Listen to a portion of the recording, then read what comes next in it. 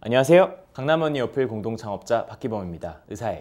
댓글 달면 뭐든지 모두 다 대답해드리는 내 질문을 부탁해. 오늘은 가슴 수술 편인데요. 지금부터 시작할게요. 안녕하세요. 안녕하세요. 마블 성형외과 서일범 원장입니다. 가슴 수술에 관한 본격적인 질문에 들어가기 전에 먼저 해야 되는 것이 있죠. 선서해주세요, 원장님. 네. 선서! 나는 자랑스러운 강원TV 시청자들의 무궁한 영광을 위해 진심을 다해 대답할 것을 굳게 다짐합니다. 바로 원장님 도장 찍어주시죠. 네. 사인도 해주세요. 복사, 코팅 감사합니다. 원장님 오늘 잘 부탁드립니다. 제가 잘 부탁드리겠습니다. 네, 여러분 보이시나요? 이번에도 댓글이 어마어마했습니다. 감사합니다. 오늘도 여러분의 댓글을 모두 질문할 수 있도록 노력할게요. 먼저 제일 많은 질문이 보형물에 관한 질문이었는데요. 정예진님, 이봄님, 유지윤님께서 보형물 터지지 않나요? 이런 질문 주셨어요. 사실 터지는 경우는 흔하지 않잖아요, 원장님. 보형물이 터지려면 엄청난 압력으로 누르거나 뾰족한 거 터트리거나 아니면 보형물이 원래부터 하자가 있거나 터지는 건 정말 흔한 경우가 아닙니다. 잘 안 터집니다, 여러분. 보이시나요, 여러분? 이렇게 눌러도 터지지 않습니다. 지안 어브로드님께서 촉감에 있어서 보형물의 종류와 원장님의 실력 둘 중에 뭐가 더 중요한가요? 이렇게 질문 주셨네요. 일단 제 생각은요, 수술 후에 촉감을 100이라고 했을 때 스무스랑 텍스처, 마이크로 텍스처 그 차이에 따라서 한 40% 정도는 촉감이 결정이 되고요. 나머지 그 보형물에 맞는 공간을 어떻게 만드느냐에 따라서 결국 60%가 결정이 되는 거예요. 많이 서울에는 보형물 꼭 쓴다고 해서 촉감이 내가한테 꼭 제일 최대한이 나오는 게 아니고요. 수술의 뭐 방식이나 실력, 보형물 선택 이 두 가지가 모두 촉감을 좌우한다고 생각하시면 될 것 같습니다. 크게 세 가지가 있잖아요. 스무드, 텍스처, 마이크로 텍스처. 원장님이 생각하시기에 이 중에 촉감이 제일 좋은 거 뭐라고 생각하시나요? 각 장단점이 있는데요. 일차적으로 촉감만 따지면 스무드 타입으로 해서 잘 된 경우가 제일 촉감이 좋을 수밖에 없어요. 누우면요, 가슴이 더 뗀뗀해지면서 이렇게 쓰는 느낌이잖아요. 네네. 근데 스무드 타입은 좀 더 이렇게 옆으로 넘어가는 느낌까지 좀 더 플러스 시킬 수 있기 때문에 그래서 스무드 타입이 전체 움직임이나 이게 좀 더 좋죠. 근데 촉감으로만 본다면 스무드가 제일 좋을 수 있지만 구형 구축 확률이 높아지잖아요. 그렇죠. 그런 경우에는 이걸 종합적으로 판단을 해야 될 텐데 가장 중요한 게 뭘까요? 촉감만 따져서 수술하지 않거든요. 요즘은 대부분 일단은 안전성이 가장 중요하기 때문에 그건 뭐 우리나라뿐만이 아니고 대세적으로 텍스트 타입을 일단 쓰는 거고요. 그러면 텍스처로 한 다음에 피막이 두껍게 형성되지 않은 경우라면은 그걸 스무드로 교체를 해주면 촉감이 더 올라갈 수 있는 거 아닌가요? 그런 경우가 꽤 있어요. 제 기준에서는 스무드 타입을 처음 하는 사람한테는 쓰지는 않고요. 텍스트 타입 썼는데 보형구축은 없는데 촉감에 실망한 분들, 그런 분들은 방이 이미 완성되어 있기 때문에 그 방을 조금만 조절해서 스무드 타입의 보형물에 맞춰서만 조절한 이후에 그 방에다 보형물이 들어가면 보형구축 확률은 굉장히 낮거든요. 저는 아직까지 그렇게 바꿔본 분들 중에 보형구축 생긴 분 본 적이 없어요. 보통은 해외 환자분들이 재수하러 왔을 때 촉감을 확 더 좋게 하려고 그렇게 많이 바꾸고 가시죠. 원장님께서 너무 좋은 말씀을 해주셨는데 제가 이 가슴 시술 썰편에서도 말씀드렸잖아요. 여기 이 링크를 꾹 누르면은 가슴 수술 썰편을 보실 수가 있습니다. 네, 거기에서 말씀드렸죠. 보형물이 가슴 안으로 들어가면 캡슐레이션이라고 해서 피막을 형성한다고 말씀드렸잖아요. 원장님께서 그 피막을 방이 형성된다라고 말씀해 주셨는데 사실 텍스처 타입이 제일 안정성이 있잖아요. 그래서 텍스처 타입을 쓴 다음에 보형물을 스무드 타입으로 바꿔주면 촉감을 더 높일 수 있다 이렇게 말씀해 주셨네요. 방은 그대로 유지된다는 사실 오늘 하나 배우고 가면 좋을 것 같아요, 여러분. 가을님의 질문입니다. 가슴 수술하고 나서 마음에 안 들거나 가슴이 처지면 다시 보형물을 뺄 수 있나요? 라는 질문 주셨어요. 보형물을 뺄 수는 있지만 빼고 나면 이제 피부가 늘어져가지고 가슴이 처질 수도 있잖아요. 네. 빼는 건 어렵지 않거든요. 근데 일단 수술하고 나서 시간이 좀 많이 지났다고 하면 그냥 단순하게 빼는 거는 조금 고려를 하는 게 좋고요. 왜냐하면 피부가 늘어져 있기 때문에 예전으로 돌아가리라 생각해서 돌아가는 건 사실 좀 힘들고요. 나이가 젊고 수술한 지 얼마 안 됐을 경우에는 거의 원상복구 되지만 최소한 뭐 3개월, 6개월 이상 지난 다음부터는 가급적이면 뭐 사이즈 조정을 하거나 지금 있는 문제를 좀 교정을 하거나 해서 어느 정도 유지를 하고 있는 게 가슴 모양적인 부분에서는 훨씬 더 도움이 되시죠. 그러면 이런 경우에 서일범 원장님께 상의해도 되는 거죠? 그럼요. 당연히 언제든지 말씀을 하시죠. 알겠습니다. 원장님께 상의하려면 어떻게 해야 되나요? 아래 링크를 꾹 눌러주시면 됩니다. 아래 링크를 꾹.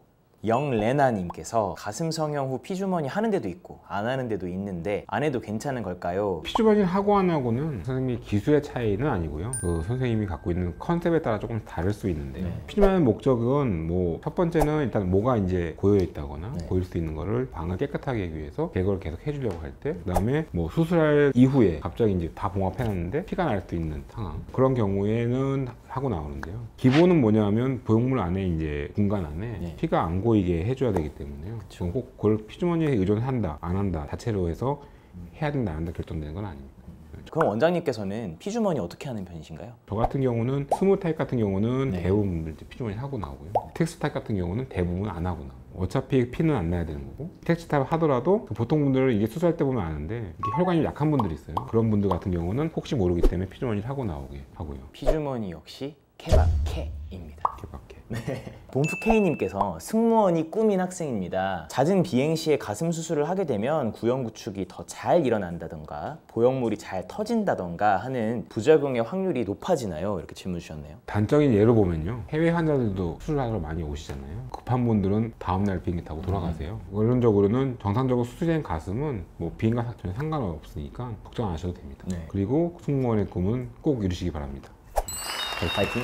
파이팅. 보형물 외에 가슴 확대 수술할 수 있는 방법, 지방 이식 있잖아요. 네. 네, 정말 많은 분들 질문 주셨네요. 이경민님, 김가연님, 김종인님, 윤혜진님, 정은아님의 많은 분들이 지방 이식에 대한 질문을 주셨어요. 그럼 원장님께서 보시기에 보형물을 이용한 가슴 확대 수술과 어떤 점이 가장 큰 차이라고 보시는지. 보형물이라고 하면 어쨌든 이물질이 본인 몸에 추가가 되는 거고요. 그렇죠. 자가 지방은 자기 몸에서 나온 거니까 자기 거를 가장 사용한다는 게 가장 다른 점이기도 하고, 네. 자가 지방식이 가장 큰 장점이기도 한데 생각하셔야 될 것이 몇 가지가 있는데요. 네. 뭐 뽑는 자리, 넣는 자리, 흉이 좀 남게 돼 있고요. 그 다음에 지방식은 생착률이 중요한데 중요하죠. 실제로 이제 목표한 양에 따라서 100% 남는 경우는 거의 보기 드물거든요. 가장 무엇보다 중요한 거는 본인이 만족해하는 사이즈가 되기 위한 지방의 양이 본인한테 충분히 있었어야지. 그렇죠. 네, 하죠. 지방 이식에 대한 이야기 잘 들으셨죠? 보형물과 지방 이식 잘 비교해 보시고 선택하길 바랄게요. 처진 가슴 올려주는 수술, 이것도 궁금해하신 분들 정말 많으셨어요. 네. 단계랑 케이스에 따라 다른데요. 네. 첫 번째 단계는 이제 보형물을 통해서 그냥 확대를 하는 거고, 네. 그 다음 단계는 보형물을 통해서 하는데 피부 절제를 해서 유륜 자체 위치 끌어올려 주는 거. 네. 가슴이 컸던 분들 같은 경우는 보형물 없이 가슴 자체만 끌어올려 주는 거. 반드시 고려할 게 이제 흉터가 남는다는 거. 확대만 했을 때 흉터랑 좀 다르게 네. 조금 더 이제 길이가 생깁니다.